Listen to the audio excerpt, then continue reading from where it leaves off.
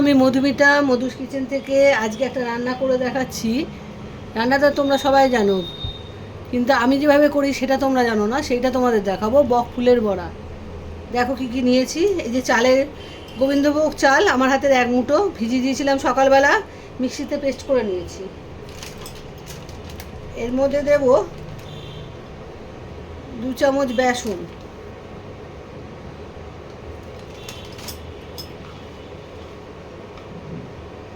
2 চামচ নারকেল কোড়া,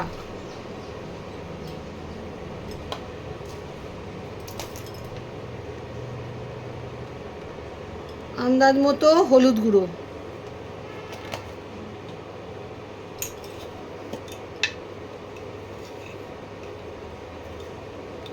স্বাদ মতো নুন,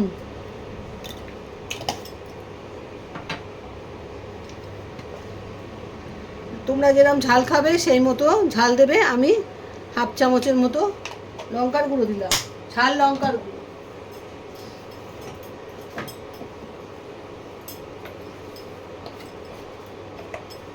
আর জিরে আর ধনের গুঁড়ো দিলাম 1 চামচ। এটা ছোট চামচ বলে দুবার দিচ্ছি। এবারে এটাকে পেস্ট মেশাবো এগুলোকে একসঙ্গে। আর জলটা কি বলো তো, আমি মিক্সিতে যে চালের গুঁড়ো করেছি সেই মিক্সি ধোয়া জলটা দেব, দিয়ে এটাকে ভালো করে মিশিয়ে নেব। মিশিয়ে একটা পেস্ট তৈরি করতে হবে সবগুলো মিশিয়ে।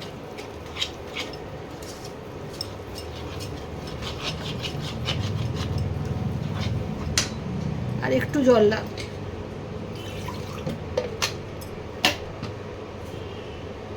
অল্প অল্প করে জল দিয়ে মেশাবে, বেশি হয়ে গেলে পাতলা হয়ে যাবে ব্যাটারটা। আমি দেখিয়ে দিচ্ছি কিরম ব্যাটারটা হবে।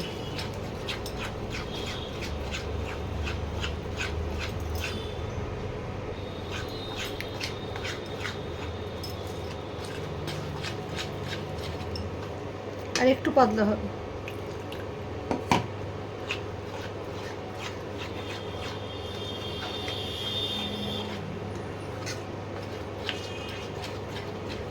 ভালো করে মিশিয়ে নেবে। দেখো এইরকম একটু ঘন ব্যাটার তৈরি করতে হবে, বুঝতে পারছো? আর ঝালটা নিজেদের ইচ্ছা মতো, যে যেরকম ঝাল খাবে সেই মতো দেবে। আর উপকরণগুলো এইগুলো দেবে। এগুলো দিয়ে বক ফুলের বড়া একবার ভেজে খেও। আর শুধু বেসন দিয়ে খাবে না। এই যে বক ফুলের আন্দাজ মতো তোমরা সব ব্যাটারের জিনিসগুলো নেবে। এটা অনেকগুলো আছে বলে আমি এতটা নিয়েছি। তোমাদের যদি কম লাগে, কম বক ফুল হয়, তাহলে কম দেবে। এই ব্যাটারটাকে 10 মিনিট রেস্টে রাখতে হবে, তারপরে ভাজতে হবে। 10 মিনিট বাদে আবার তোমাদের দেখাচ্ছি। আচ্ছা বন্ধুরা, এবারে আমি বক ফুলগুলো তেল গরম করতে বসিয়ে দিয়েছি। এবারে বক ফুলগুলো এই ব্যাটারের মধ্যে দিয়ে একটা একটা করে ভেজে নেব। এইভাবে ভালো করে মিশিয়ে নিতে হবে। হ্যাঁ, গায়ে মাখিয়ে নিয়ে আস্তে আস্তে ছেড়ে দিতে হবে।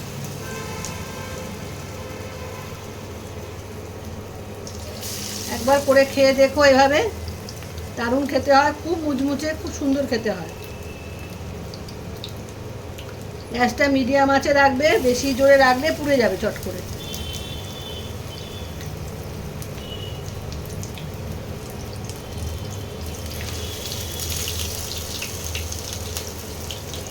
এইভাবে আস্তে আস্তে ফুলগুলো ছেড়ে দেবে, দিয়ে আর ভাজবে।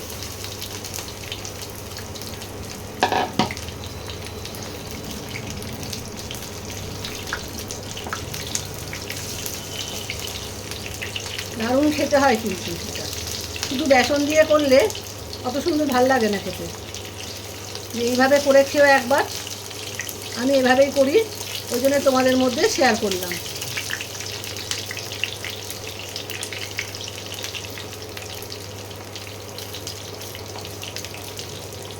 সব রান্নাতে একটু আলাদা রকম না করলে খেতে ভালো লাগে না। সবাই যদি একরকম করে খাই তাহলে খেতে কি ভালো লাগে প্রতিদিন?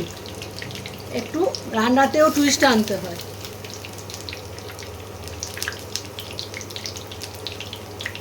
আমি এভাবে লাল লাল করে সব বক ফুলগুলো আস্তে আস্তে ভেজে নিচ্ছি। এইভাবে এবারে তুলে নেবো। এ দেখো কিরম লাল লাল করে ভেজেছি।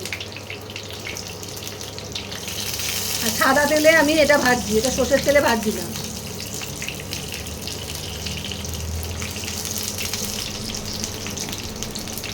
একটু লাল লাল করে ভাজলে খুব মজমজে করে, খেতে খুব সুন্দর লাগে।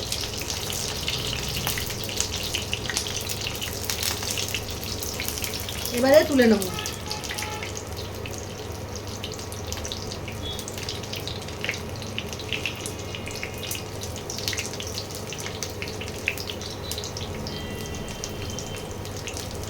ভাজাটা কিন্তু এরকম লাল লাল হবে, পুড়েও যাবে না অথচ মচমচে হবে। খুব লাল করে ভাজবে না, এরকম ভাজবে।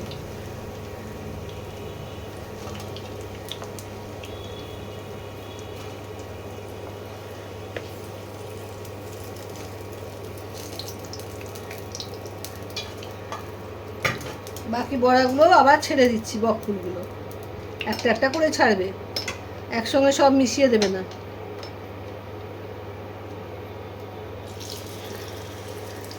ভেতরে শক্ত একটা থাকে, ওটা কিন্তু ফেলে দেবে বকফুলের।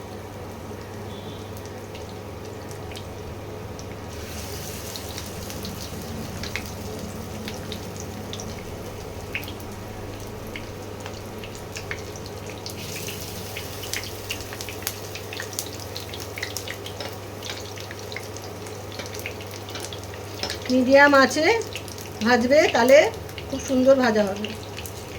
গ্যাসে মিডিয়াম করে দেবে, টেম্পারেচারও ইন্ডাকশানেও টেম্পারেচার মিডিয়ামে রাখবে।